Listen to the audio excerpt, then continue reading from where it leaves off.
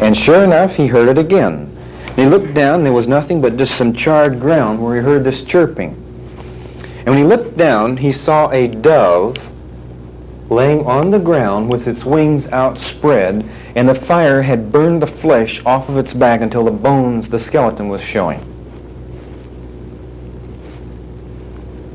And so as he looked down, he lifted up the frame of the dove, and underneath the dove were little tiny doves, little baby doves, and they were alive.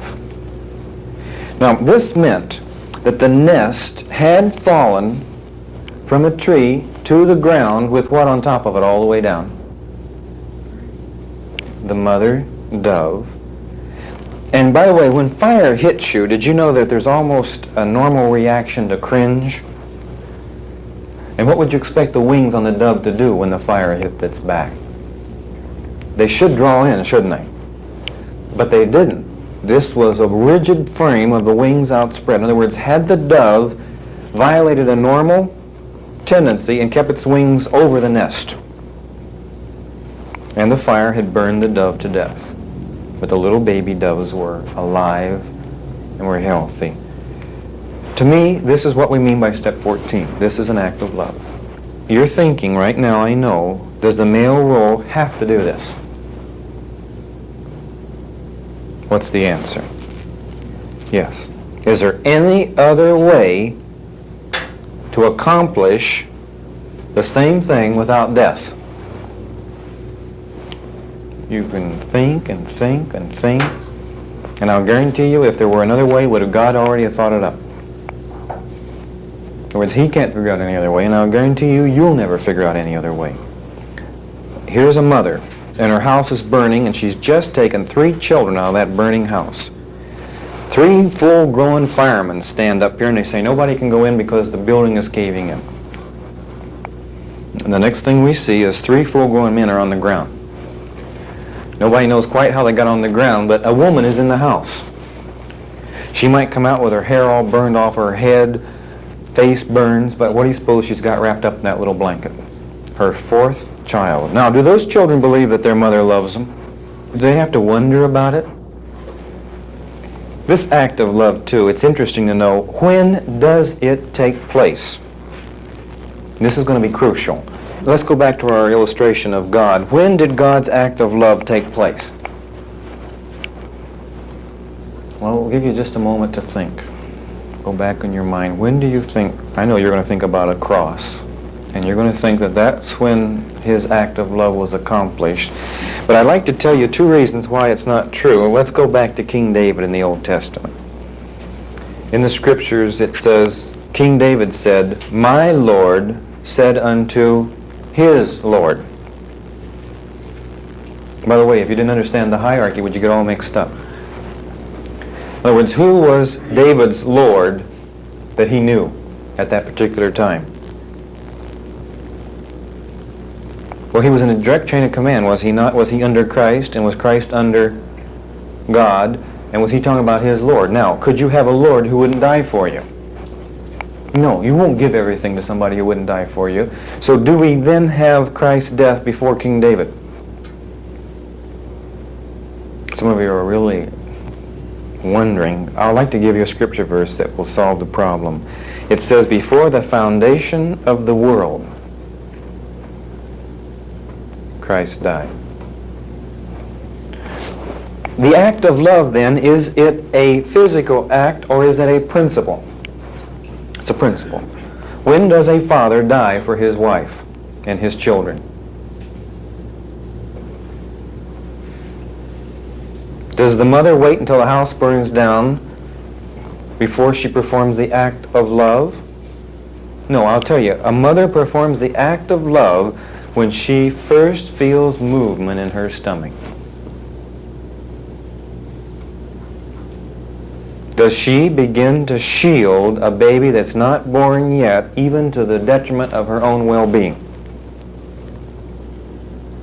All right, when does a husband die for his wife? Before he ever meets her. Go clear back to step number 7. What is part of preparation? Act of love. In other words, a part of preparation is for the male role to know that he is already dead as far as the female role is concerned. Now, how does she know it? How did your children know you would die for them? Well, you could tell them, but should they be able to feel it? In other words, it should be something that's alive in the relationship till the female knows. Now, this death, let's define it. When I am talking in our hierarchy of our relationship with God, of course we die.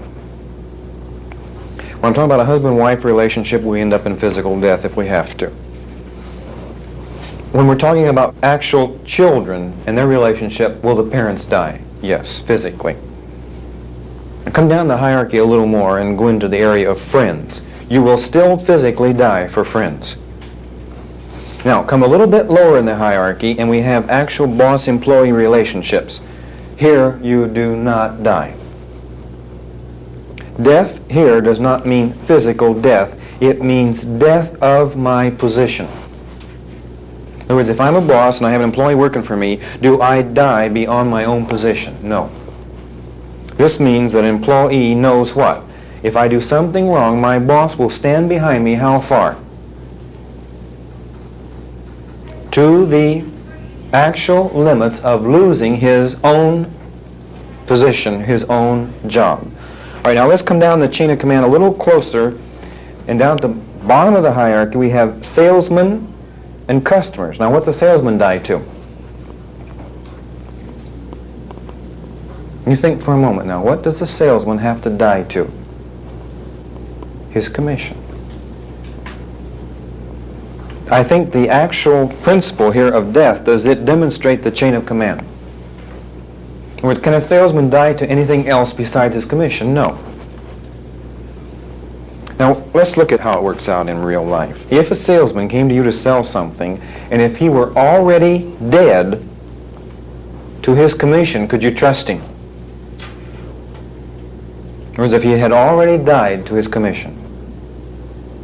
He has no ulterior motive, does he? So you could trust him. So we say then that the salesman who is already dead to his commission is worthy of step number 15, the next step, perfect trust. Let's go up our hierarchy. Let's go back to the employer-employee. When I am looking at an employer who will give up his position to stand behind his employee, will that employee trust him?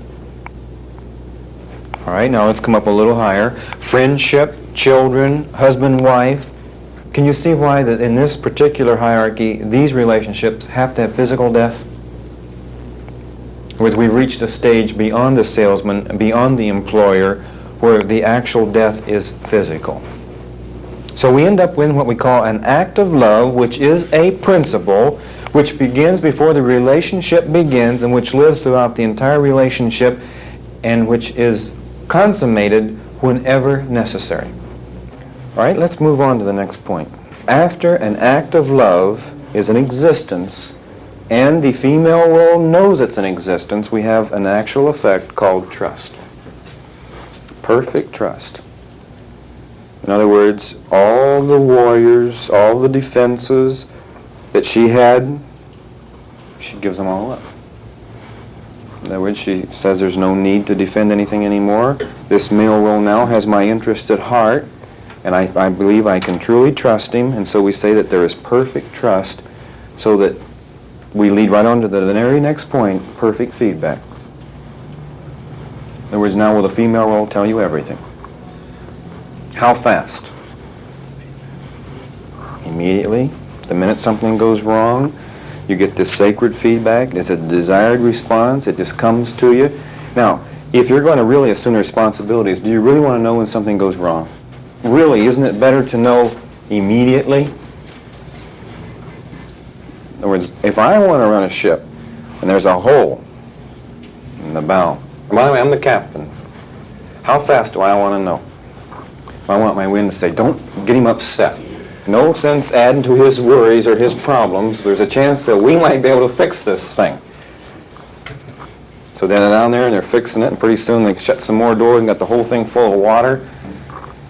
And finally, when it's beyond anything anybody can do, they come back and tell the poor captain, "We've got a hole. We tried to help you out." And then as they're telling their story, the captain knows what? "I would have done it this way. I would have done it that way." How's he feel about you now? And then real quick he realizes you've already done it all, so then they got to start abandoning the ship. Now, he takes full responsibility, doesn't he? Now, he can't come up and tell the owners of the shipping line, "Well, if my men would have told me, I'd have saved that ship. I mean, I know they did this foolish and they did this wrong. I know way better than that." What's the owners of the company think? "You're not going to be the captain of any more of our ships." Do they have a right to feel that way toward the captain?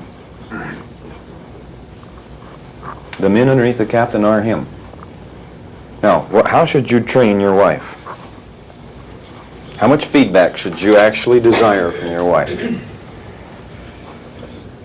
If you're a man. In other words, any single thing, then you would want to know about it. Now, what if you're afraid of responsibility and you're just some facsimile of a man? How much feedback would you want? And if she should so much as give you some, what do you suppose you would label it? Nagging. Now, let's use other illustrations besides wives. What does an immature salesman call feedback? Objections. Notice these beautiful words we have for this choice, sacred thing that's necessary for us to survive. When children give us feedback, we call it talking back.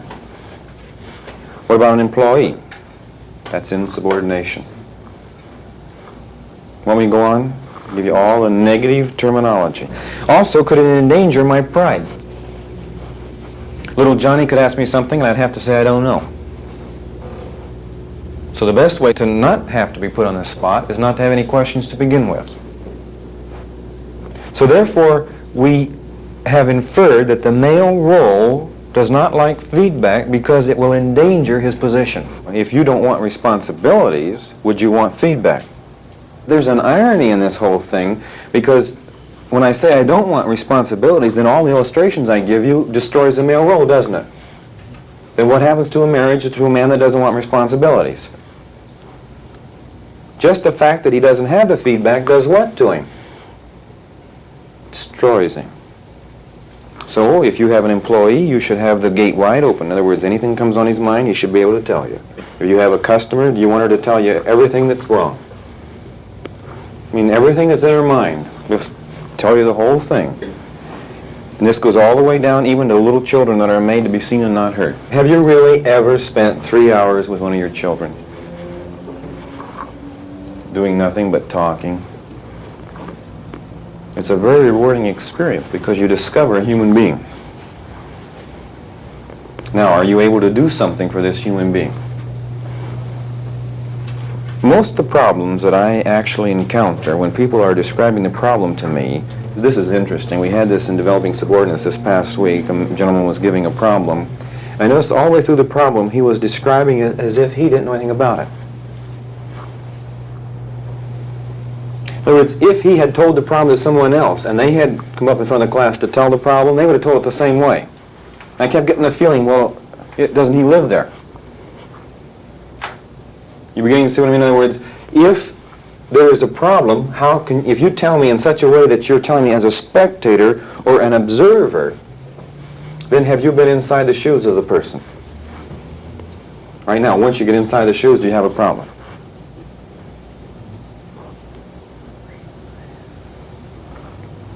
It's the most fascinating thing, and it's the whole basis of counseling. Once I get inside of your shoes, with the perspective that I have, do you have a problem?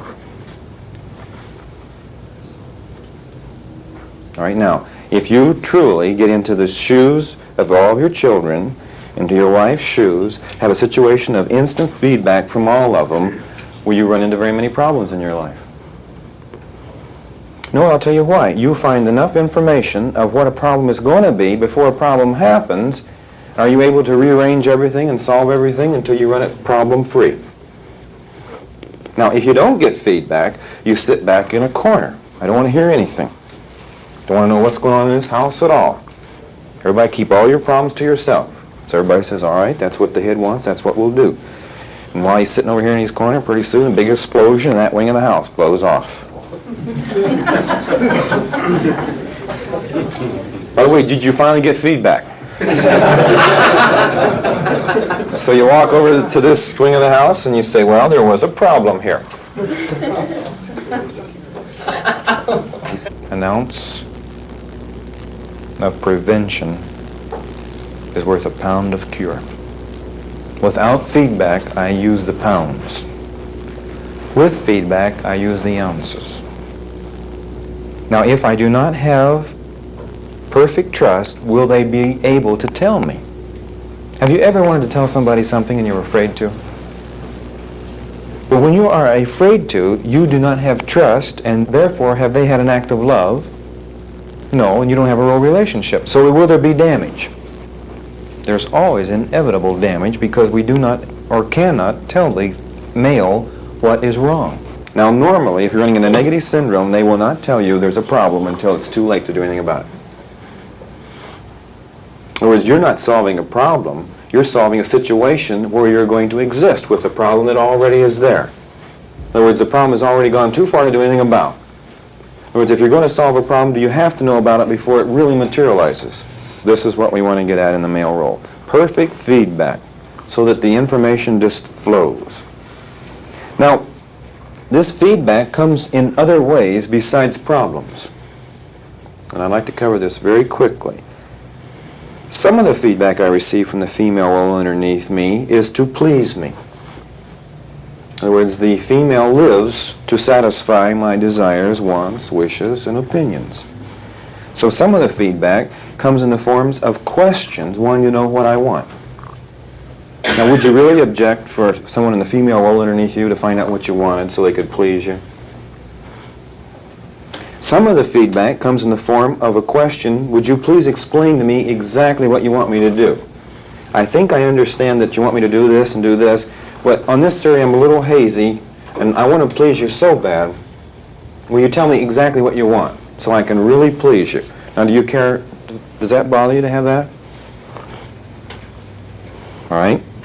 The fourth kind of feedback that you run into is when they spontaneously give you something. And to me, this is always the act of creativity of the female role, because many times they have given me something that I didn't know I wanted yet. Now, is that a pleasant surprise? In other words, here's something handed to me, and I look at it, and, you know, I really didn't know how much I really wanted this. I hadn't even thought about this before, but this is exactly what I want. Now, how's the female role feel? It took me a long time, did a lot of figuring, a lot of thinking, a lot of questions, and I finally found out, and I did it just the way he wanted. And now he's happy. This is actually setting up a situation that pleases the male. Now, I'll give you an actual little story that happened. A mother woke up in the morning, and she made a comment to her husband, wooden flowers look nice on the table. By the way, only 2 people in that room. That's as far as that comment that she made went. It so happened around the hall, and by the way, these little children are always doing this. The only thing is, in the average home, they hear the wrong things around the corner. But around the corner, a little child heard this. Now, you know what a mason quart jar looks like that you can fruit in? They're not flower vases.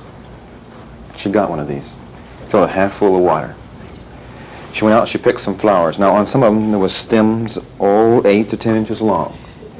There were 2 of them that didn't have any stem at all. She just budded the flower off the top, and those were floating on the water in the jar. Now, there was road dust on these. They weren't cleaned. Now, also in the process of doing it, her little fingers became a little dirty, so that as she crawled out on the dining room table to get this in the middle of the table, there were prints. And also, she didn't wipe the mason jar, so it was still wet. And there was water on this tablecloth. Now, the mother walked in, and she saw this, and she cried. By the way, she cried because she was happy. Isn't that a beautiful story? That we call that feedback. That's all there is to it. In other words, this is the kind of feedback you should receive. By the way, this girl was 3 years old. This makes the story even more beautiful. Can you just see her with little ringlets, 3 years old? Let me make up a story to go with this one that never happened. Mother comes in and tells this 3-year-old girl, "You've got 15 minutes to put a bouquet on the table." The little girl does exactly the same way as all little girls would as the prior story. The mother walks in. Does she cry? She screams. And by the way, does she have enough information to talk for 15 minutes? And what does the little girl think after 15 minutes of this kind of bombardment? Well, by the way, the mother is even accommodating. She sends her to the room for an hour to give her time to think about what the mother has done. This is always bad when you're going to do this, because what's that little girl thinking about for an hour? I don't know how God could have done this to me. Put me in a home with such a monster. Now, she's too young to count the days till she's 18. But by 14, she'll be counting them. You say, do teenagers count days? I've had several situations where they counted them. In other words, there is a better way with love than with force. How would you feel, though, if you really had female roles underneath you and they were really trying to please you?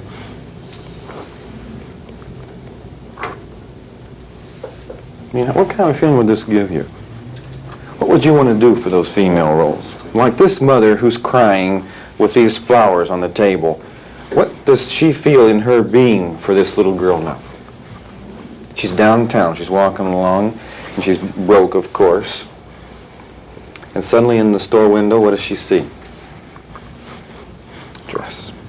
Costs too much. It's out of the question. There's no economic basis for it. But one little girl has what dress? All right, now this does what to the father? Watch the repercussions all the way through this story. And by the way, if the mother has this relationship with the daughter, what kind of relationship does she have with her husband? The same. The daughter couldn't do that if the mother wasn't doing that to the husband. This is always true. Don't ever think that this thing gets out of kilter. This is always the way it is. Now, because the mother has gone overboard to please the daughter, what's the husband going to do with the bill? Pay it. All right. The next one after feedback. Whenever anybody tells you something intimate, have they exposed part of their inner being to you? And is this not a part that they have, prior to this, had defenses and protection around? Now, what would be the reason prior for the defenses, the guarding, the protection?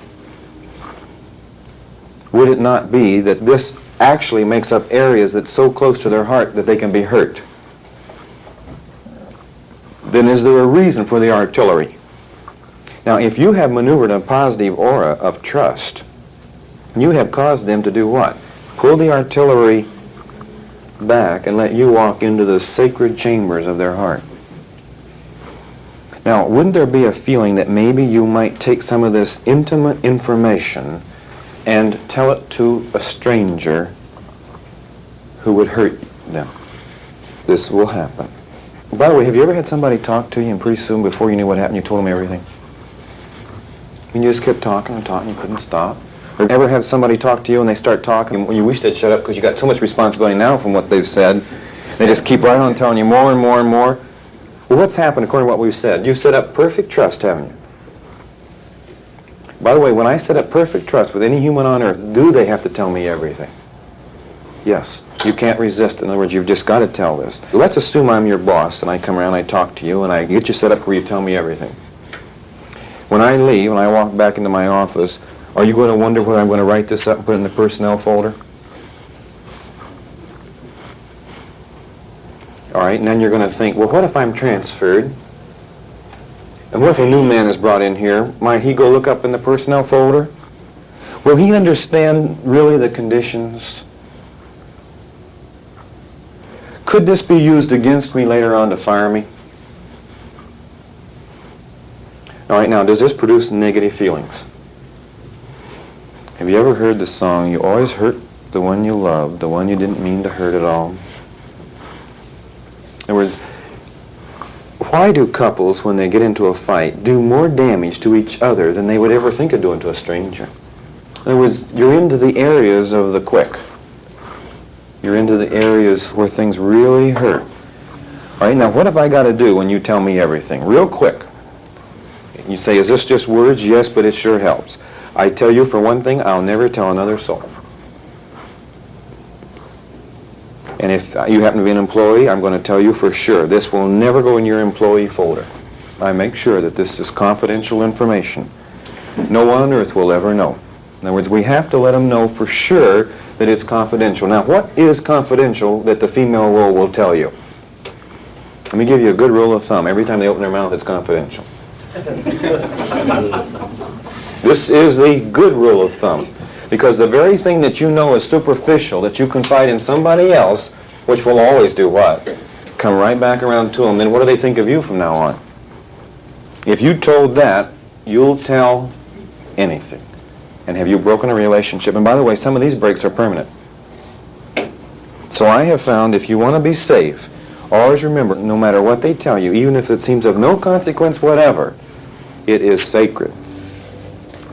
Now, do doctors do this? Do professional people have a code of ethics that when you tell them something they can't tell anybody else? Shouldn't you have a code of ethics with someone that's in a role relationship? What would this do with gossip? If everything you tell me I can't tell anybody, how can I gossip? It ruins the whole art, doesn't it? That could destroy some churches. Now, doctors and psychiatrists and psychologists have a professional code of ethics, and we know they're not going to tell everybody. But to be a good person, to play a male role, do you develop the same code of ethics that a doctor has? Everything everybody tells you stops with you. All right, there's a second half of this assurance that we have to do. And the second half is I have to tell them that I understand and I'll do something about it. Now, what if you say I don't understand and I can't do anything about it? Wait a minute, are you playing the male role? The male role, it's mandatory that you understand and it's mandatory that you do something about it. And remember this, in other words, never walk away from the situation and say I don't understand. Don't ever tell me that, because when you say you don't understand, you're telling me something very dreadful. You're telling me you don't love. There's a beautiful correlation here. If you truly love the female role, can you understand them? Just as easy as 1, 2, 3. I think one of the easiest beings in the face of this earth to understand is a woman. They are relatively simple in the way they're put together. I think it's a joy to understand them. When a man tells me that you can't understand women, then I know I'm talking to a sick man. This is pathetic because he's doing what? He's saying, I don't want to understand because if I understand, then I'll have responsibilities. I would just as soon not have these responsibilities because I'm immature. So I'm going to step back off here, but they're still there. And I don't want to take the blame for them, so I think we're going to hang the Creator. He's a big guy up there with big shoulders. We'll let him take the blame for this. So we say what? How did he make a woman? Totally ununderstandable. There's no such word.